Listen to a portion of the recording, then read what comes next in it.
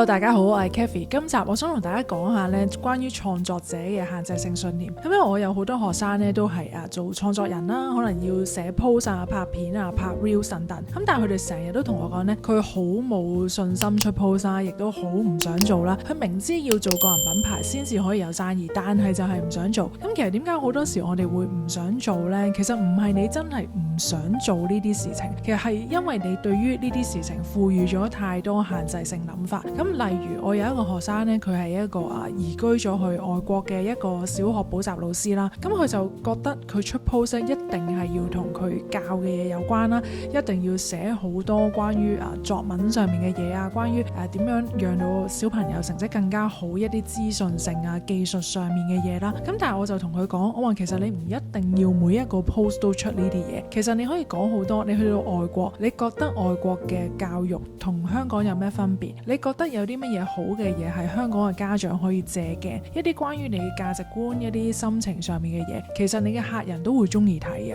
咁佢就同我講，佢話佢完全冇諗過呢一個方向啦，因為佢以為講自己嘅嘢呢，人哋會冇興趣。咁我就問佢，其實呢個世界上面有好多個小學補習老師，如果我係一個家長，點解我要揀你呢？一定係因為我中意你，我覺得同你有聯繫，咁所以我會揀你咯。咁所以大家可以留意翻，到底你平時去拍嘢啦，或者你去寫 post 啦，你好唔想做呢件事嘅背後呢，其實係咪因為你對於呢一件事有好多好多限制性嘅信念？咁頭先我講嘅係其中一個限制性嘅諗法啦。咁另外仲有好多嘅，例如可能你要拍片啦，你就會覺得死啦 reels 要1分鐘啊嘛，1分鐘我唔知講到啲乜嘢，跟住你就索性好難啊，跟住唔拍啦。咁但係其實你係咪一定要跟佢個演算法一定要1分鐘呢？又或者你可以諗下，如果你唔係拍1分鐘，譬如你可能講咗幾分鐘嘅嘢，譬如你講咗5分鐘，你可以將呢5分鐘剪成3條唔同嘅片噶嘛，唔一定要用自己去 fit 個演算法嘅。咁等等好多好多嘅限制性信念。咁所以呢，睇